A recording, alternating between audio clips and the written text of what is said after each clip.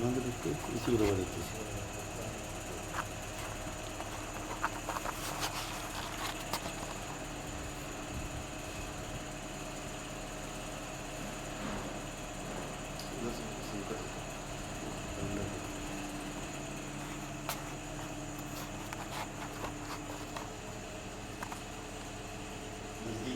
इधर से ले लो, अंदर में है बत्ती जलाओ इधर, तो आचार्य बैठे हैं लोग।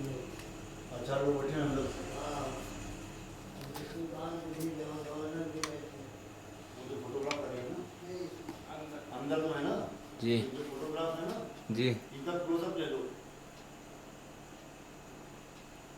गवर्नर साहब और सब लोग का रोशनी और थी जैसा ट्यूबलाइट चला दी थी।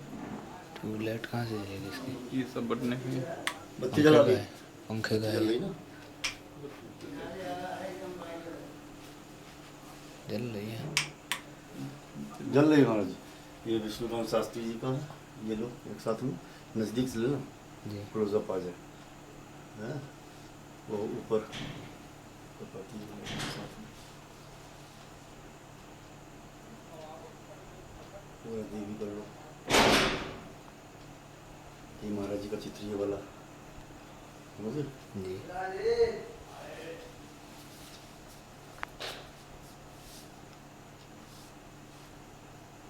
लौटा देखो मुझे ना,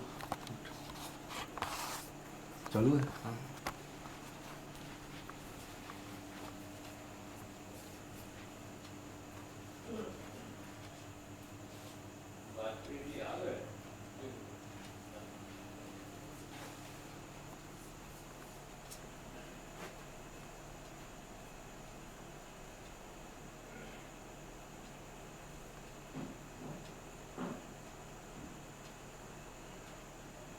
क्लोजअप आ जाएगा ना, क्लोजअप ही ऊपर हो गया। हाँ हाँ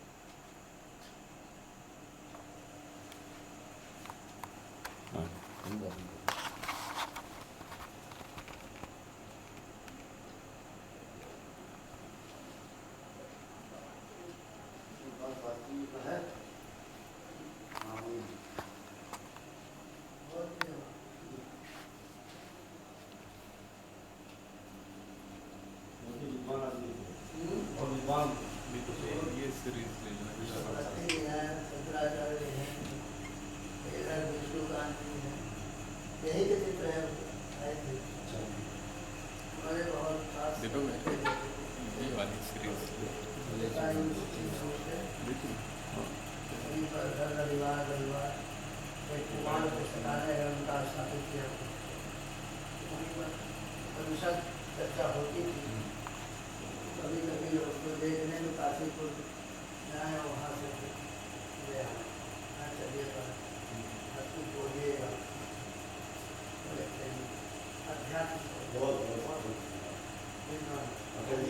उनकी किताब ही गांधी नरोत्तम शास्त्री, हमारा उनका चक्रवर्ती जी के उसमें वो आते थे। अटल जी से भी उनके बड़े अच्छे संबंध हाँ हैं। अटल जी से भी बड़ा अच्छा संबंध है। हाँ, कुछ शास्त्री का उनका बोल रहा बहुत है साथ में पढ़े हुए धीरे धीरे और ठीक है। लेकिन समाधान बड़ा अच्छा। शास्त्री जी जब बोलते थे बहुत अच्छा लगता था। हाँ अच्छा हम लोग के अधिकारियों का जब एसोसिएशन की में बुलाई जाती बुलाए जाते थे, हम लोग आमंत्रित करते थे उनको वार्षिक उसमें, बहुत अच्छा बोलते थे और बोलते थे 1 घंटा 100 घंटा लगातार बोलते थे। सर्वं जगत तेन तेन विनीता माँ गृहा तस्य सुखनम। ईशावास्य बहुत बोलते थे। एक उपनिषद साल भर चलता था, अच्छी व्याख्या उसी में निवार ले जाकर 2-3 मंत्र जब हो जाए तब हमें चलिए अब आपके बोलने को सुनाया।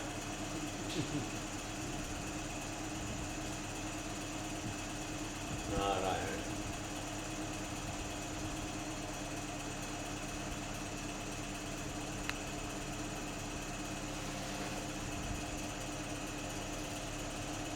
नारायणं नमस्कृत्य नरं चैव नरोत्तमं देवीं सरस्वतीं व्यासं ततो जयमुदीरये।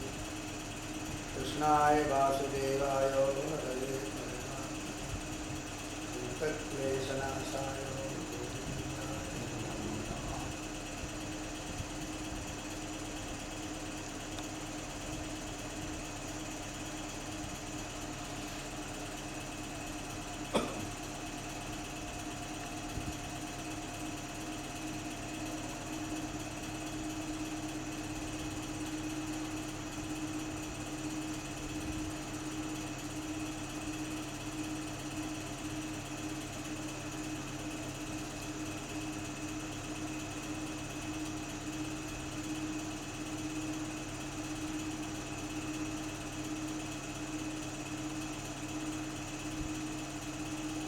शास्त्र में आया है यदा हरेव विरजेतो तदा हरेव प्रभ्रजेत। जिस समय वैराग्य पैदा हो उसी समय निर्णय ले लो। जब तक वैराग्य ना हो तब तक का कोई भी निर्णय आपके लिए महत्वपूर्ण लाभदायक नहीं है। वैराग्य के आते ही निर्णय लेना चाहिए और थोड़ी देर जब रुक गए तो बस फिर वैराग्य चला, फिर आप इधर ही रह गए, आगे नहीं जा सकते। इसलिए संन्यास के लिए आया है कि ज्ञान वैराग्य होते ही त्याग करके चलो। और जहाँ रुक गए, थोड़ा विचार बनाया कभी इतना काम बाकी है ये बाकी है, उसी जगह आती रुक गए। महात्मा महर्षि व्यास जी बहुत समय तक चिंतनशील बने रहे, कोई संतान नहीं है।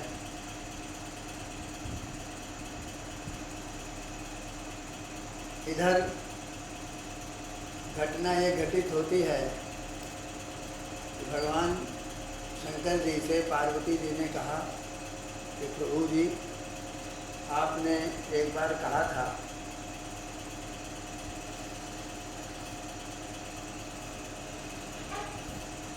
कि बीज मंत्र आपको सुनाएंगे, तो हमारा बड़ा मन है कि बीज मंत्र आप सुनाओ।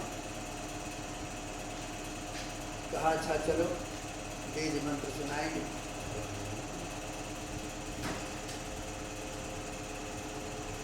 उस बीज मंत्र के सुनाने की ही भूमि है अमरनाथ। अमरनाथ मंदिर जो है ये वहाँ पर सब त्याग करते हुए गए। चंदनवाड़ी में चंदन छूट गया, नागदेव को आगे छोड़ दिया। इस तरह से एक एक को सबको अलग करके अकेले में जब वहाँ ऊपर पहुँच गए तब कुछ कथा शुरू की और कहा पार्वती जी से कि देखो बीच बीच में तंद्रा आएगी, सुनते सुनते तो फिर कथा छूट जाएगी। हम जब बोलेंगे तो बीच में तुम थोड़ा हूँ हूँ करते रहो तो हम कथा कहते रहेंगे। अमर कथा वहाँ पर कहने के लिए भगवान शंकर जी प्रवृत्त हुए और कुछ दूर तक सुनाया। सुनते सुनते पार्वती जी को तंद्रा आ गई। तंद्रा आ गई तो वहीं पर कोई पशु पक्षी, वहाँ कोई भी जीव नहीं था, लेकिन एक सुक जो है सुआ, उसका एक अंडे में वो पड़ा हुआ था। उसने देखा कथा बहुत अच्छी हो रही है, तो वो भी बीच में पार्वती जी हाँ हाँ करना बंद कर दिया, तो सुक ने हाँ करना शुरू किया। कथा कहते रहे। उनकी तंद्रा खत्म हुई तो माता जी ने कहा कि हमने प्रभु सुना नहीं, आगे अब क्या कह गए। तो हुंकार कौन भर रहा था, बताया करो, कौन सुन रहा है। ये सुबह जो है उड़कर भागा। भागते भागते भागते त्रैलोक के 14 भुवन में भागता रहा। उनका त्रिशूल लिए शंकर जी पीछे पीछे। अंत में वो व्यास जी की कुटिया के पास आया और इनकी कुटी में प्रवेश कर गया। शंकर जी ने कहा व्यास जी से कि महर्षि, हमारा शिकार चोर आपके घर में है। प्रभु हमारे घर में क्या है, कुछ नहीं, आप देख लीजिए जहाँ कहीं कोई हो। कहे नहीं, तुमको एक बहुत विद्वान हमारे ही सदृश पुत्र प्राप्त हो, ये वरदान दे। 12 वर्ष तक गर्भावस्था में रहने वाले सुखदेव जी जन्म नहीं लिया। ब्रह्मा जी को आना पड़ा और कहा कि जाओ 2 मुहूर्त, तुमको माया नहीं व्यापेगी। वो उसी समय जन्म हुआ उनका, और जन्म लेने के बाद उठकर चल दिए। बड़ी तेजी से जा रहे थे। व्यास जी पीछे से पुत्र तिष्ठ तिष्ठ, खड़े हो जाओ खड़े हो जाओ। भागवत इसी जगह से शुरू होती। पहला ही श्लोक है, यम प्रजन्तमनुपेतमपेत कृत्यम द्वैपायनो विरह कातरया जुहावो पुत्रेति तन्मयतया तर्वोऽभिनेदुः तं सर्वभूतहृदयं मुनिमानतोऽस्मि। यम पव्रजन्तं संन्यास मार्गे गच्छन्तं सुखम। संन्यास मार्ग में जाते हुए भागते हुए सुखदेव जी, उनके पीछे व्यास जी तिष्ठ तिष्ठ पुत्रेति तन्मयतया। अरे हम मुख तो देख लें तुम्हारा, 12 वर्ष हो गया तुम्हारा मुख देखने के लिए तड़प रहे हैं। वो सुनते नहीं, चले जाते। आगे भागते हुए एक सरोवर मिलता है, बड़ा भारी तालाब। उसमें देवांगनाएं अप्सराएं आकर के स्नान कर रही, सब नंगे स्नान कर रही। सुखदेव के जाने पर तो कोई भी उठ करके निकल करके वस्त्र धारण नहीं किया, लेकिन जब व्यास जी पहुँचे पीछे पीछे चिल्लाते हुए, तो निकल के सब वस्त्र पहन लिए। इनको शंका हो गई, नौजवान बालक को देख करके इन्होंने वस्त्र धारण नहीं किया। और हम वृद्ध को, जिसकी कामनाएं क्षीण हो गई हैं, इंद्रियां शिथिल हो चुकी हैं, उसको देख करके इन औरतों ने, देवांगनाओं ने वस्त्र क्यों धारण किया, प्रश्न किया। दृष्ट्वानुयान्तं रसिमात्मजमप्यनगुनं तेभ्यो ह्रिया परिदधुर्न सुतस्य चित्रम् तदवीक्ष प्रक्षति मुनौ जगदुस्तवास्ते स्त्रीपुंविदानतु सुतस्य विविक्तदृष्टिः। जब पूछा तो देवांगनाएं कहती हैं कि महर्षि, आपके पुत्र को यही पता नहीं है कि पुरुष कैसा होता है, स्त्री कैसी होती है। वो इतना वैराग्यनिष्ठ है। सारे जीव जो संसार के हैं उनकी वो आत्मा है, और आपको स्त्री और पुरुष का ज्ञान है, इसलिए हम लोगों के अंदर लज्जा पैदा हो गई और वस्त्र धारण कर लिया। उस समय पर वृक्षों ने उत्तर दिया। तरवः वृक्षः अभिनेदु, उस समय पर वृक्ष बोले, यानी सतयुग में वृक्ष भी बोलते थे।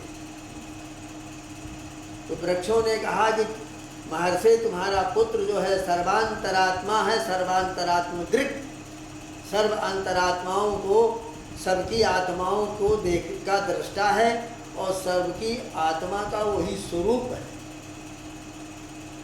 इसलिए उसके विषय में आप चिंतन न करें और आप अपने मन का शोक दूर करें। व्यास जी लौट आए, बड़े मलिन थे, शोक से, पुत्र वियोग से आहत था उनका हृदय चित्त, अपनी कुटी में बैठ गए।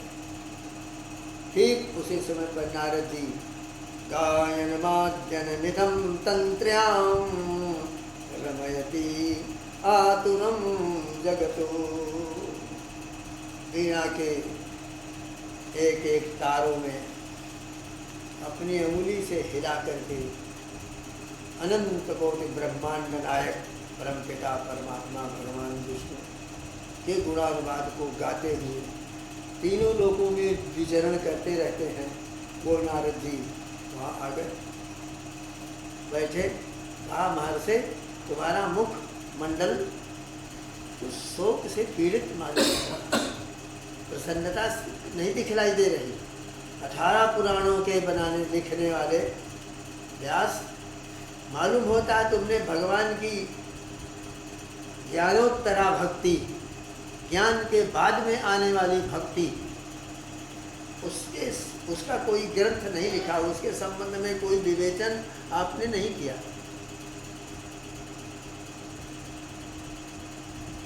अहम पुरा भवन नामो दासी पुत्रोति निर्धनः, मैं अपने पूर्व जन्म की एक कथा सुनाता हूँ। पूर्व जन्मों में कभी मैं एक दासी का पुत्र था, पिता मर गए और वो ग्वालिनी हमको लिए घूमती थी। एक जगह गंगा के तट में, गंगा के तट पर चातुर्मास में जब सब सन्यासी एक जगह चतुर्मासा करते हैं, 2 महीने कहीं नहीं जाते, एक ही स्थान पर रहते हैं, उस समय हमारी माता उसी आश्रम में हमको लेकर के गई और वहीं सेवा करने लग गई। लेकिन सुबह शाम वो गांव में जाती थी, 2-3 घरों में गैया थी, उन गैयों का दूध दुहियाती थी, तो उसको कुछ मिल जाता था, रुपया 8 महीने में मिल जाता था। हम दिन भर उन्हीं महात्माओं की जूठन खा करके वहीं रहते थे। वो विमल और विशोक ज्ञान का प्रवाह जो बहता रहता था सत्संग में, उसे मैं सुनकर बड़ा प्रसन्न होता था और मेरे अंदर वैराग्य पैदा हुआ। मैंने सोचा ये माँ ही हमारी केवल बाधक है, नहीं तो मैं इसी समय सन्यासी हो जाता। एक दिन की बात है, वर्षा काल में सायंकाल दूध दूह करके गांव में से लौट रही थी, अंधेरा हो गया था, तो रास्ते में सर्प ने हमारी माँ को डस लिया, माँ की मृत्यु हो गई। चतुर्मासा समाप्त हो रहा था। मैंने कहा यह प्रभु की कृपा हुई है, एक माता का बंधन था वो भी हमारा छूट रहा है आज से। सब सन्यासी तो चतुर्मासा के बाद अपनी अपनी दिशा को विचरने के लिए चले गए। मैं भी उत्तर दिशा को, उत्तरांचल की तरफ चल पड़ा। चलते चलते बहुत दिनों के बाद एक पहाड़ी के झुरमुट के पास एक बहुत बड़ा सरोवर था। उस सरोवर को देख करके हमें बड़ी प्रसन्नता हुई, बड़ा निर्मल जल था। एक अस्वस्थ वृक्ष पीपल का पेड़ था बहुत बड़ा, उसके नीचे मैं बैठ गई। ध्यायतश्चरणां भोजय भाव निर्जित चेतसा औतुकंध्यातश्रुकलितः हृदयासीन्मे शनैर्हरि। मैंने जो ध्यान लगाना शुरू किया, महात्माओं के मुख से निकली हुई वाणी को स्मरण करता हुआ भगवान के स्वरूप माधुरी में तल्लीन हो गया। तो मेरे हृदय में भगवान हरि का आविर्भाव हुआ। तो सशंख चक्रम सकिरीट कुंडलम, मैंने उनके चतुर्भुज रूप को देखा, पीताम्बर धारण किए हुए इस तरह से बैठे हुए हैं। बड़ी प्रसन्नता हुई। आँख खोल करके बाहर देखा तो संसार दिखाई पड़ा, फिर आंखें बंद किया तो वो रूप नहीं आया। उसी समय आकाशवाणी हुई कि तुम व्यर्थ में परिश्रम न करो, यह तुम्हारा दासी शरीर है, तुम दासी से पैदा हुए हो, इसलिए इस शरीर से हमको नहीं प्राप्त कर सकते। इसके लिए ब्राह्मण होना बहुत अपेक्षित, बहुत आवश्यक। ब्राह्मण शरीर पा करके ही हमारा दर्शन तुमको मिलेगा। कुछ काल व्यतीत होने के बाद तुम ब्रह्मा के मानस पुत्र हो जाओगे। यह ज्ञान तुम्हारा व्यर्थ नहीं जाएगा। इस ज्ञान के प्रभाव से तुम अगले जन्म में ब्रह्मा के अंगूठे से पैदा हो। अंगुष्ठात जग गिरे नारदा, अंगूठे से नारद का जन्म हुआ। तो ब्रह्मा जी ने उस समय पर उनको सब वेद वेदांत पढ़ाया और ब्रह्मा जी एक स्तुति कर रहे हैं यज्ञ भगवान की। बड़ा अच्छा आख्यान है। जे पित्वदीय चरणाम्बुज कोशगन्धम्, जे पित्वदीय चरणाम्बुज कोशगन्धम्, जिघ्रन्ति कर्ण विवरैः श्रुति बात नीतम। हे प्रभु, तुम्हारे पावन पवित्र शरणार बिंदुओं का जो हृदय में ध्यान करते हैं, तुम्हारी लीला कथाओं का जो कानों से सुनते हैं, कानों से सूंघते हैं, जिघरन, इस कानों से सुना जाता है, नाक से सूंघा जाता है। ब्रह्मा जी कह रहे हैं कान से जो सूंघते हैं, जिघरंति कर्ण दिवरई ही, क्या सुनते हैं, सूंघते हैं, श्रुति बात नीतम, श्रुत्या एव बातै ही आनीतम जत किंचित कर्म। वेद के मंत्रों के द्वारा आया हुआ जो आपका गुणानुवाद है, सहस्र शरीरेखा पुरुषा सहस्राक्ष सहस्रपाद सबो विग्वम सर्वतस्पृतवात्यतिष्ठत् तथांगुलम। इस तरह के जो प्रसंग कान से सुनते हैं, सुनते अर्थात सुनते हैं, वही तुम्हारी भक्ति को प्राप्त कर पाते हैं। तुम्हारी लीला कथाओं के सुनने से माया मोह को छोड़ा देने वाली एक अविचल अविरल भक्ति पैदा होती है। उस भक्ति के द्वारा हसत यथोरोदिति रौति गायन, साधक भक्त कभी हंसता है, कभी रोता है, कभी गाता है। हसत यथोरोदिति रौति गायन उन्माद नृत्यति लोक बाह्य। और वो उन्मादी के समान, एक पागल के समान नाचता हुआ गाता हुआ संसार में भ्रमण करता है। ये ब्रह्मा जी को यज्ञ भगवान हंस अवतार धारण करके सुनाया। तो कह रहे हैं उसमें नारद जी कहते हैं कि महर्षि हमको 4 श्लोक की भागवत सुनाई थी। ब्रह्मा जी ने, ब्रह्मा जी को भगवान हंसावतार ने बताया वो 4 श्लोक की भागवत, और वही भागवत ब्रह्मा जी ने हमको पढ़ाया। वो भागवत के हम 4 श्लोक तुमको दे रहे हैं, और भगवान विपुली को, अब इनको तुम पढ़ाओ। इनके सुनने से लोग के, संसार के लोगों का बड़ा परम कल्याण होगा। इस असार संसार में काम क्रोध लोभ मोह विप्लुत इस भवाटरी में भटकते हुए सूकर कुकर कीट पतंग आदि योनियों में भटकते हुए इन जीवों का परम उद्धार इसी कथा के सुनने से होगा, इसलिए इसको तुम बढ़ाओ। आगे हम 4 श्लोक तुमको दे रहे हैं और इसी के ऊपर तुम ग्रंथ लिखो। तो 4 श्लोक दिया। ज्ञानम परम गुह्यम में यद विज्ञान समन्वितम, मेरा वो ज्ञान जो विज्ञान के द्वारा समर्थित है, विज्ञान जिसको समर्थन कर रहा है वो मेरा पवित्र ज्ञान। ज्ञानम परम गुह्यम में अत्यंत परम गोपनीय मेरा वो ज्ञान। यद विज्ञान समन्वितम सा रहस्यम तदंगंचो गृहाण गदितम मया, उसका जो रहस्य है, उसके जो अंग हैं, उन सबों के साथ मैं उसे तुम्हें दे रहा हूँ, तुम उसको ग्रहण करो।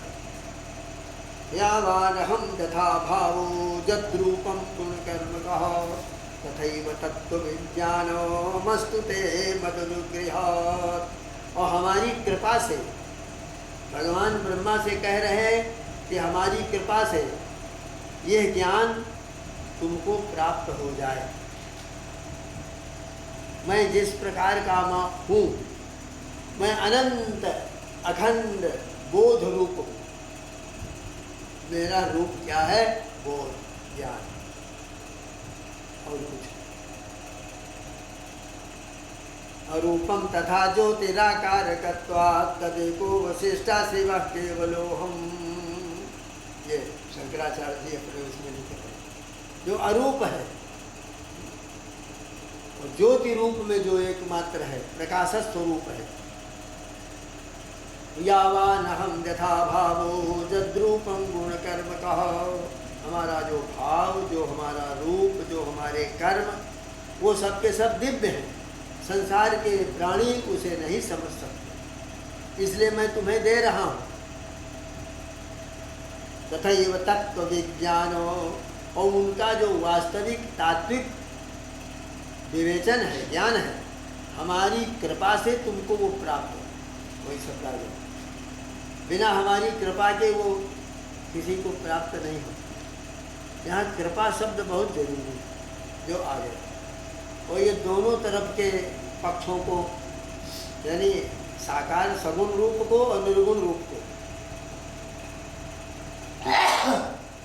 साकार उपासक और निराकार उपासक दोनों के लिए लाभदायक होता है।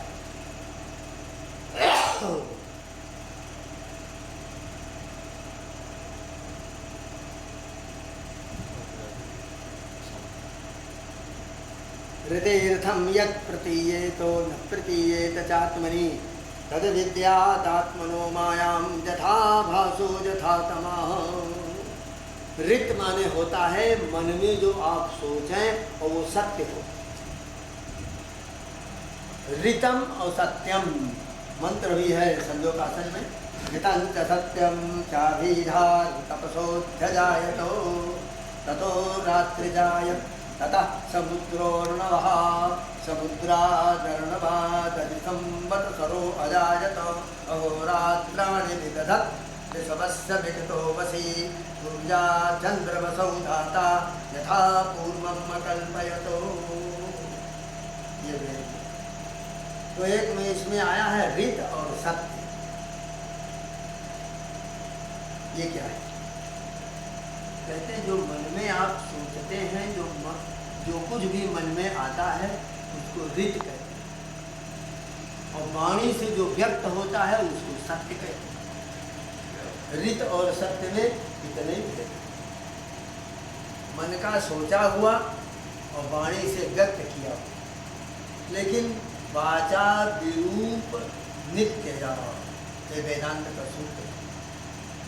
वाणी से जो कुछ व्यक्त किया जाता है वो अनित्य है, नाशवान है।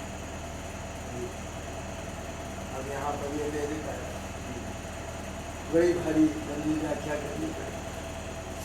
वाचा विरूप नित्य है, तो ऋतेरथम यत प्रतीयेत, जो रित दिखलाई दे रहा है आपके मन में आया हुआ, अच्छा भाव पैदा हुआ, और उस अच्छे भाव से किसी सत्संग स्थल में, कहीं वैराग्य के उसमें पहाड़ों की खोह में, कहीं एकांत स्थल में आप जाकर के बैठे और ध्यान योग में, मंत्र योग में, भक्ति योग में आपका मन लगने लगा, सच्चरित्रता आने लग गई और बड़ा उसमें आपको सुख मिलने लग गया, तो ये समझ लो रित आ गए। वाणी से आपने व्यक्त करना शुरू किया तो अच्छी बात आप बतला रहे हैं, जो सत्य है उसे आप बोल रहे हैं।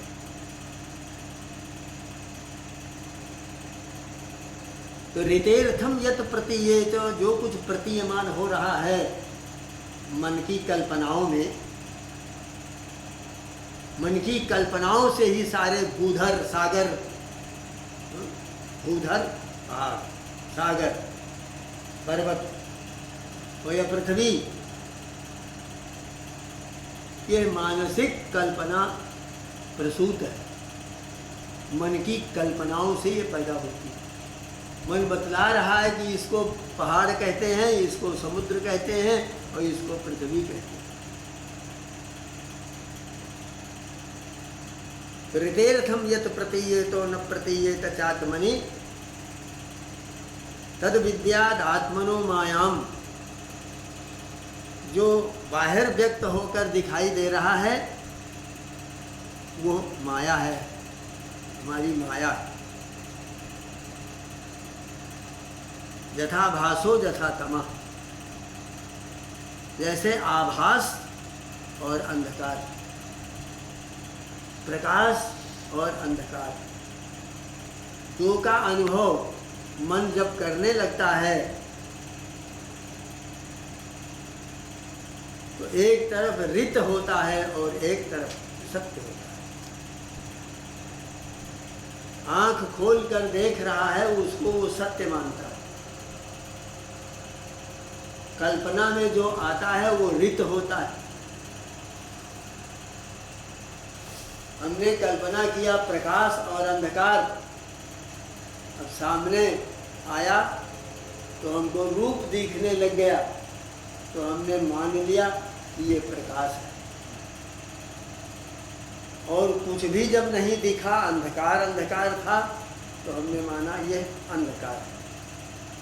लेकिन ये दोनों कल्पनाएं वेदांत में निरर्थक, वहाँ झूठी हो जाती है। जो प्रतीति हो रही है वो मन के द्वारा हो रही है। मन संकल्प शून्य नहीं है। संकल्प शून्य यदि मन हो जाए तो उसमें कुछ नहीं प्रतीत होगा, लेकिन संकल्प मन के अंदर बहुत से भरे हुए हैं जन्म जन्मांतरों के, इसलिए वो बराबर अनुभव कर रहा है। प्रकाश और अंधकार का अनुभव वो मन करता है। इंद्रियाएं उसके लिए सहायक हो जाती हैं और धीरे धीरे उसकी ये वृत्ति दृढ़ होती चली जाती है। वो तत्व का बोध नहीं कर पाता। इसलिए भक्त लोग बड़े अच्छे शब्दों में उसकी व्याख्या करते हैं। सूरदास जी कहते हैं, माधव नेक हटको गाय, माधव नेक हटको गाय। हे माधव, कई उपाय, हमने बहुत उपाय किए, शास्त्रों का खूब अध्ययन किया, सत्संग किया, लेकिन भीतर से ये हट नहीं रही, जा नहीं रही। कल्पनाएं समाप्त नहीं हो रही। कल्पना करती है विश्राम, जहाँ पर कल्पनाएं विश्राम करती हैं वो स्थल हमें दिखाई देता है, लेकिन अनुभव गम्य नहीं हो पा रहा। तो माधव ने कहत को गाय, घुमन 14 खुरन खूंदत, 3 लोक भवाए। ऐसा बढ़िया शब्द दिया है। साहित्य का क्या आनंद है कि अपने खुरों से तीनों लोगों को ये माया रूपी गाय खूंद रही है खुरन खुरन खूंदत तीन लोक गंवाए, माधव ने कहत को गाय। नील खुर अरु अरुण लोचन, श्वेत सिंह सुभाय। उसके जो खुर हैं वो नील हैं यानी तमोगुण है, आँखें लाल हैं रजोगुण है, सींग सफेद हैं वो सतोगुण है। भुवन 14 खुरन खूंदत तीन लोक पबाय, माधव ने कहत को गाय। 8 10 घट नीर अचवत, तब हूँ त्रिसा नहीं जाय। कैसा बढ़िया शब्द किया। 18 घड़ा क्या है? 18 पुराण। तो 18 पुराणों का वो ज्ञान पी रहा है, सुन रहा है, देख रहा है। सब देखते सुनते भी हैं, बेहोश नहीं है। सब देखते सुनते भी हैं, बेहोश नहीं है, पर अपनी ही हस्ती का उन्हें होश है। सब देख रहे हैं, सुन रहे हैं, बेहोश नहीं है, लेकिन अपने स्वस्वरूप का ही उनको बोध नहीं है और बाहर का बोध बतला रहे हैं। तो 8 10 घट नीर अचवत, 18 घड़ों का पानी पी रही है, लेकिन त्रिषा अब भी शांत नहीं हो रही। तब हूँ त्रिषा नहीं जात, माधव ने कहत को गाय। तो इस प्रकार से ये माया रूपी गाय जो है ये उस तत्व का बोध नहीं होने देती। तो ऋतेर्थम यत प्रतीयेतो न प्रतीयेत चात्मनि, तद विद्यादात्मनो मायाम यथा भासो यथा तमः। अब चौथे श्लोक में कहते हैं यथा महान्ति भूतानि भूतेषु उच्चावचेष्वनु, प्रविष्टानि अप्रविष्टानि तथा तेषु न तेष्वहम्। ये बड़ा क्लिष्ट श्लोक, इसके जितने बाद व्याख्या करेंगे नई नई व्याख्या आएगी। यथा महान्ति भूतानि, जैसे ये पृथ्वी जल आकाश वायु 5 तत्व, पंच रचित यह अधम शरीरा। तो ये जैसे 5 तत्व भूतेषु उच्चावचेष्वनु, बड़े बड़े महापुरुषों में और एक साधारण मनुष्य में, ये 5 ही तत्व का बना पूतला उड़ता पंछी न्यारा, ये 5 तत्व से तो बना हुआ ये शरीर है। तो इसके अंदर ये 5 महाभूत हैं, लेकिन प्रविष्टानि अप्रविष्टानि, हैं भी और नहीं भी।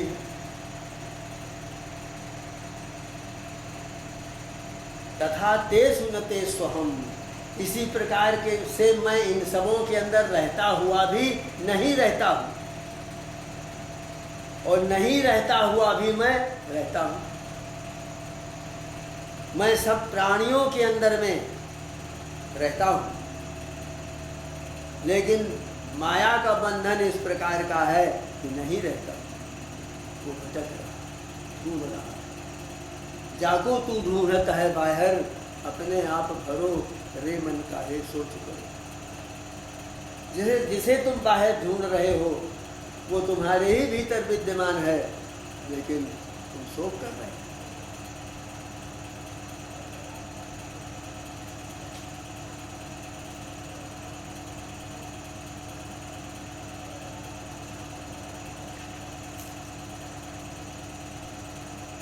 उपनिषद में आता है वेद मंत्र, नित्यो नित्यश्चेतनश्चेतनानाम् एको बहूनां बहुधा यः करोति तमात्मस्थं येन पश्यन्ति धीराः। जो नित्यों का नित्य है, चेतनों का चेतन है, जिसके द्वारा अनंत अनंत जगत ब्रह्मांड पैदा होते हैं और विलीन हो जाते हैं, पैदा होते हुए से दिखाई देते हैं अविवेक के कारण, और विवेक हो जाने पर उन्हीं में विलीन होते हुए और एक रस में बराबर दिखे जाते हैं। उस तत्व को जो अपने भीतर अनुभव कर लेता है, तेषाम सुखम शाश्वतम नेतरेषा, उसी को शाश्वत सुख प्राप्त होता है और दूसरे लोगों को नहीं। तो हम नारद जी कह रहे हैं कि महर्षि ये 4 श्लोक हम दे रहे हैं और भगवान तुम विपुली गुरु, और तुम इनको बढ़ाओ। तो व्यास जी ने लिखते लिखते एक एक की व्याख्या में 12 स्कंध लिख डाला, 332 अध्याय हो गए और 18,000 श्लोक हो गए, वही परम भागवत हो। अब ये ग्रंथ बन गया तो इसको पढ़ावें किसको? जितने हमारे शिष्य हैं इस ग्रंथ के पढ़ने को कोई अधिकारी नहीं। अर्थ का अनर्थ करेंगे सब पढ़ करके और ज्ञान होगा नहीं। इसका अधिकारी एकमात्र सुखदेव है, तो वो तो चला गया जंगल को, वैराग्य आया वो निकल भागा। क्वचित भूमि सैया क्वचित पिछ पर सेना। ये बढ़ते है क्या? भरतिहर को वैराग्य पैदा हुआ तो माँ के पास वैराग्य हो गया, बहुत जबरदस्त वैराग्य। लेकिन वैराग्य आया किस तरह से? जब तक कोई कारण नहीं पैदा होगा। एक दिन वन को चले गए, जंगल को घूमने के लिए, शिकार उकार के बहाने, और वहाँ से एक महर्षि के आश्रम में गए। वो महर्षि और भरतिहर दोनों एक ही वर्ष के, दोनों का जन्म एक ही वर्ष में, एक ही महीने में और एक ही तिथि में, नक्षत्र में हुआ था। ये राजा थे और वो एक भिखारी सन्यासी, वो तपस्या कर रहे। इनके कोई संतान न थी भरतिहर के। ये वहाँ गए तो उन लोगों ने कहा हमारे यहाँ यज्ञ में पधारे हुए महाराज भरतिहर, हम लोग इनको क्या दें? और ये हम पुत्रेष्टि यज्ञ कर रहे थे संतान होने के लिए, और यज्ञ से एक अमृत फल लाल लाल रक्त वर्ण का प्रकट हुआ कि इसको खाने से पुत्र होगा।